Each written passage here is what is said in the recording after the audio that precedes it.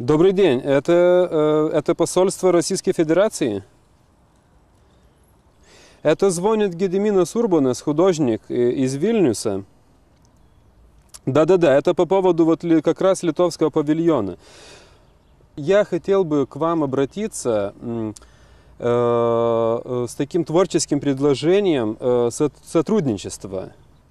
Наша работа называется «Вилла Литуания». Это здание бывшей литовской амбассады 1933-1940 года, в котором как раз сейчас находится российское консульство. Да, нет, мы здания самого, у нас претензий к этому никаких нету.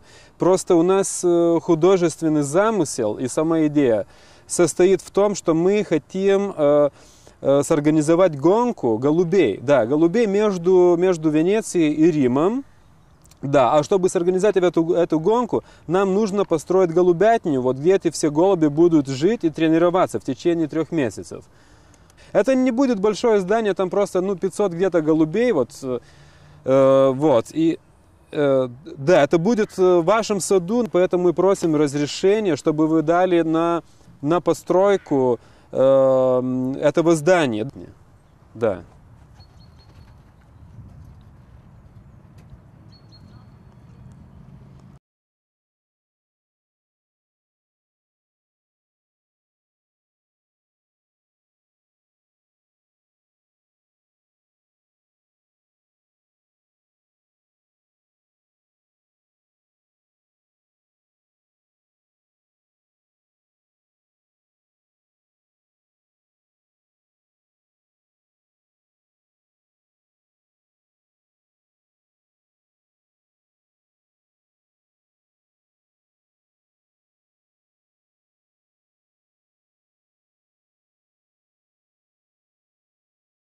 Tai buvo žymus architektas Piacentini. Jūs turbūt girdėjote apie Piacentini, kaip sakiau, kuris yra čia pastatęs nemažai namų Romoje. Tada buvo, kaip sakant, jau bene pats žymiausias to meto italų architektas.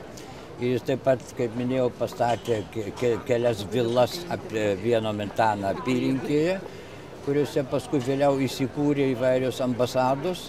Ir tai buvo dargi tokia, buvo sukūrę savo stilių, kaip Vieno Mentano pastato, tokį savo stilių. Ir jis buvo specializavęsis kaip tik tokių, reiškia, prašmatnių namų, reiškia, taip, reprezentacinių pastatų. Taip. Pastatas labai buvo tikrai įspūdingas ir išorė buvo įspūdinga ir vidus.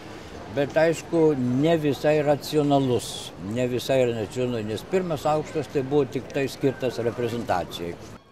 Vestibulis jau buvo gana įspūdingas, nes tai buvo ten 4 marmurinės kolonos, marmuriniai laiptai, buvo balti, buvo labai įspūdingi baltos spalvos marmuro, taip, bet tokio prašmatnaus marmuro, blizgančio ir taip toliau. Taip. Tai buvo tos, reiškia, tas holas labai įspūdingas ir paskui, reiškia, pirmas kambarys buvo toks lyg, pereinamasis, bet didžiulis kambarys pereinamasis, tai vienas. Paskui buvo mano tėvo kabinetas, vienas ne per didžiausias salionas, salionų vadinti, ar kaip tenai salionas, paskui didysis salionas, kuris ištisai ėjo per visą namą. Paskui buvo valgomasis 4 ir dar vienas kambarys kažkokiam tikslam, tai 5 bet didžiuliai kambariai. O antrame aukšte jau buvo, reiškia, privatus kambariai. Ir ten buvo taip pat 1, 2, 3, 4, 5 ir vėl apie 6 kambariai. Tai viso labo buvo apie 12-13 kambarių. Pirmas aukštas reprezentacijai, antrame aukšte privatus kambariai. Ir tarp miegamųjų iš vieno ir kito šonų buvo vėl didžiulė salė tokia, reiškia, vėl. Ir mes gyvenome tenais nuo 39 Liepos 29 iki 40 metų rugpjūčio pradžios. Reiškia 1 metus ir 1,5 mėnesio. Taip. Kai mes atvykome į Romą 39 metais, tada aš dar vaikas buvau, Stasys taip pat dar labai jaunas. Tai mums atrodė kaip pasaka visas tas atvykimas į Romą.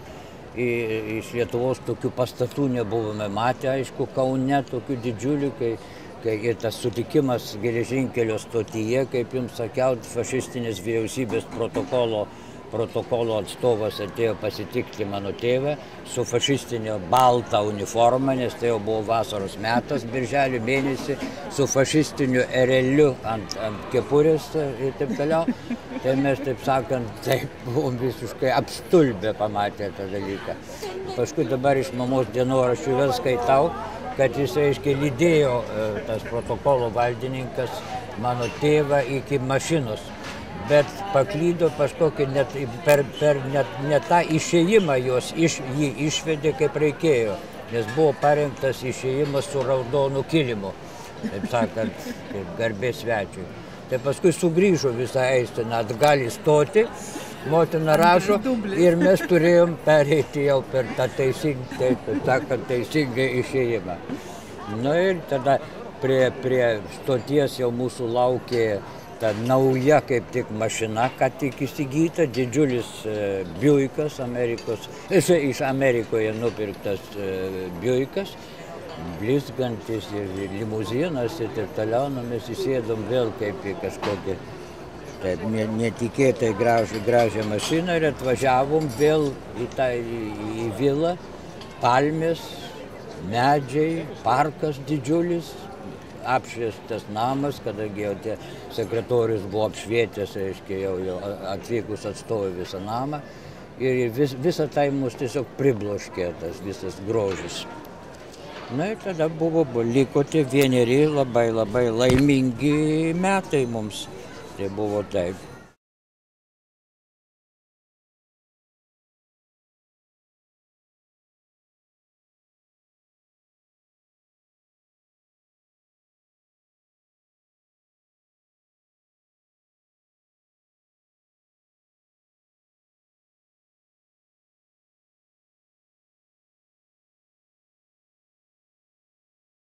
Kaip dabar skaičiau, vėl grįžtų prie dienoraščių, kiekviename kambaryje buvo apgyvendintos šeimos, Sovietų ambasados narių šeimos.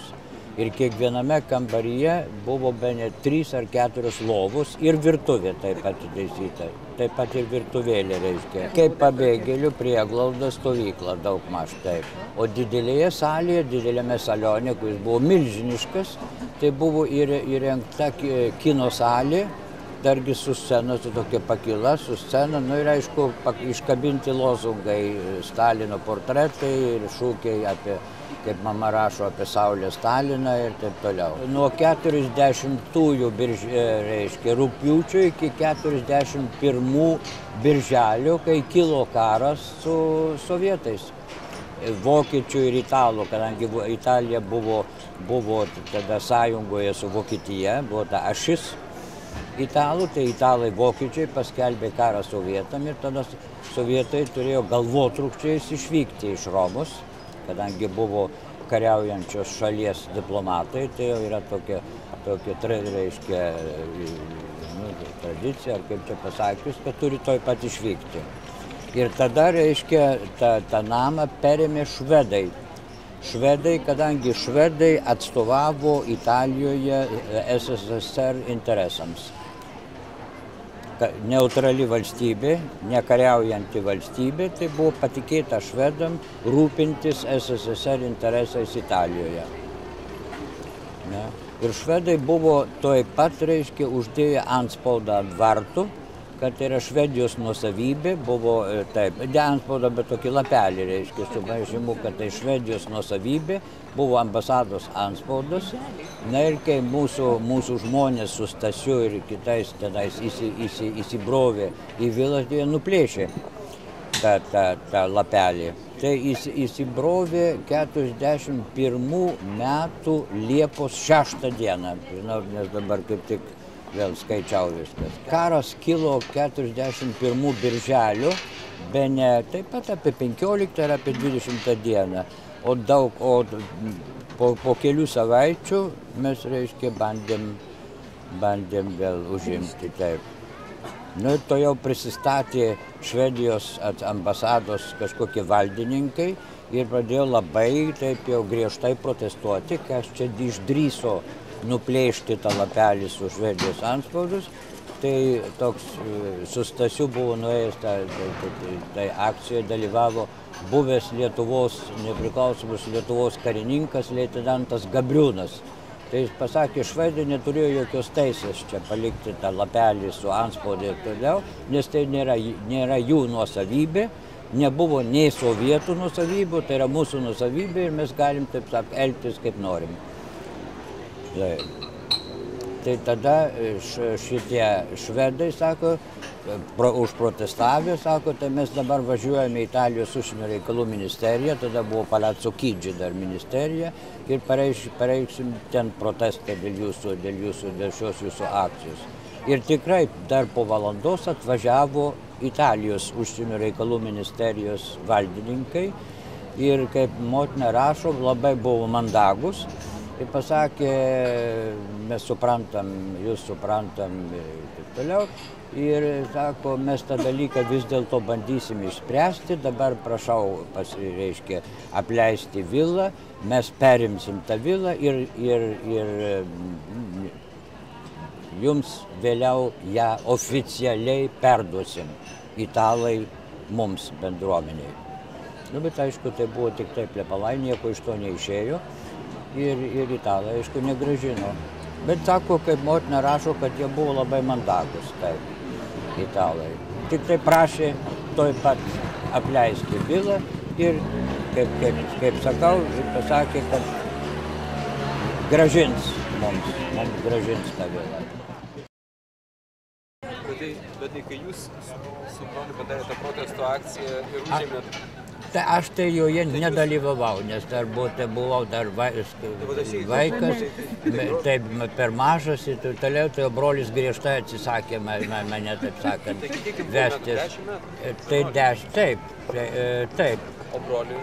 O broliui tai jau buvo 14, kada jis jau buvo 20, na, jau buvo 24, jam buvo 18, 17 su viršum, 17 metų.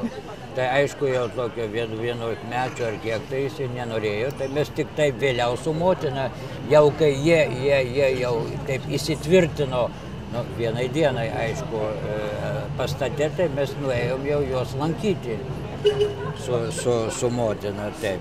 Ir ne tik mes, bet paskui ir kiti bendruomenės nariai toj pat sužinoja, kad jau ant pastato vėl iškelta Lietuvos trispalvė, to jau pasklido to žinia, tai toj pat visi jau susirinko tenais, džiaugdamiesi, kad atgavome. Tai kiek tų bendruomenės narių buvo?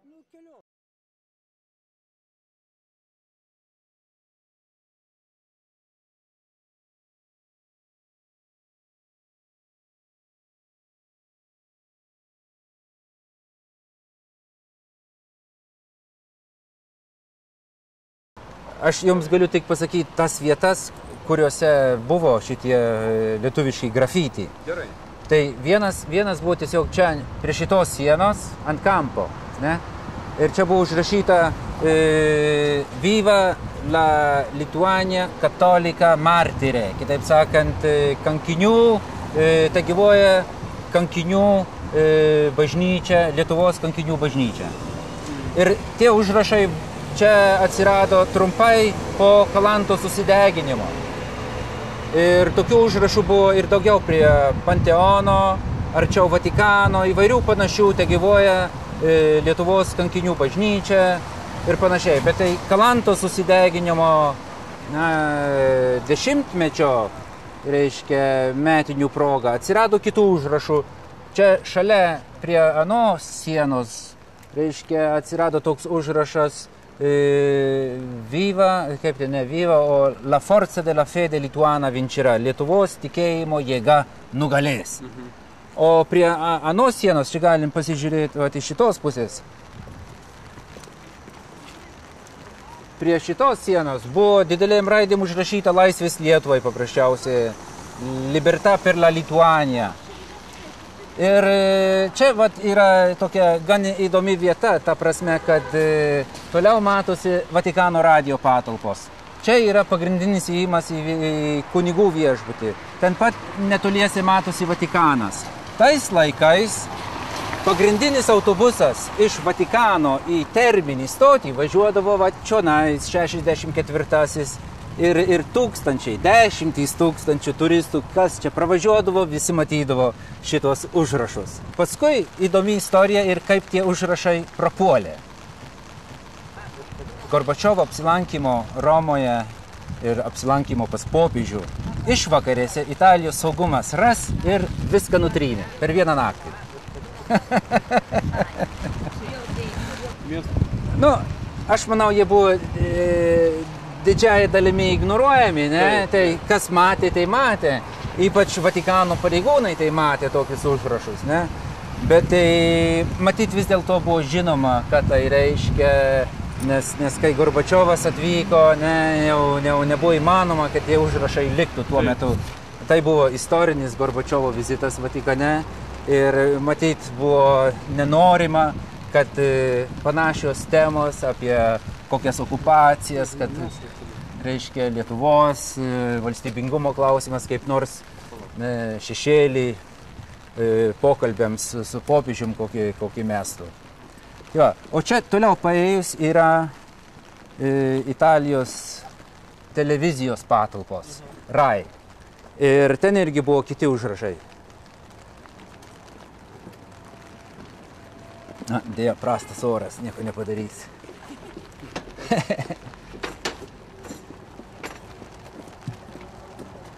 Jo, tai čia tik tokios smulkmenos iš tikrųjų, ne, bet tai...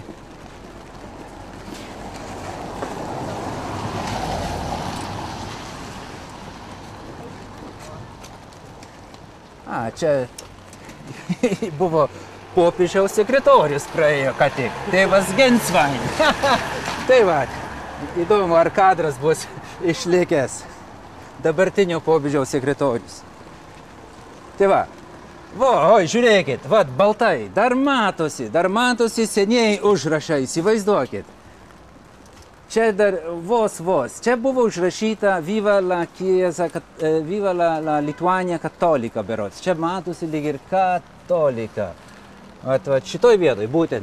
O čia yra RAI, Italijos radio ir televizijos patalpos. Vat galit ir užfiksuoti šitą momentą vat šitoj vietoj.